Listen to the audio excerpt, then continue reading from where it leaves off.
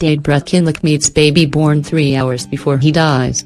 A father got to meet his newborn daughter who was born just 3 hours before he died when his wife rushed to his bedside shortly after giving birth. Brett Kinlick, 31, died of a brain tumor on 11 February, surrounded by his family at Milton Keynes Hospital. Wife Nicola was discharged from another hospital almost 20 miles away, just 50 minutes after giving birth so she could place their baby Araya in his arms. There was no doubt about it, he waited for her, she said. I just wanted to get there, there was no question we weren't going to make it, said Mrs. Kinlick. I put her by his face and laid her by his arm and got his hand and stroked her hair.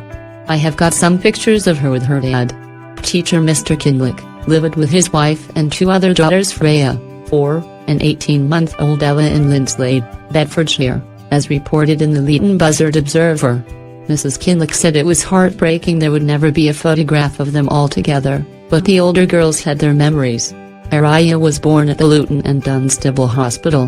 With Mrs. Kinlick, 31, praising midwives Haley and Laura. They were so good at not portraying what was going on. My friend told me they were on the phone to the hospital in floods of tears in the next room, said Mrs. Kinlick. It was action stations afterwards. One midwife was tending to me, another to the baby, and my mum went to get the car and we went straight up the M1 and got there super quick.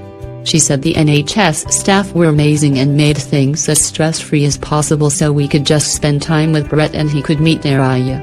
Mrs. Kinlick had been caring for her husband at home and he knew she had gone into labor and kissed her goodbye, before an on-call doctor later admitted him to hospital.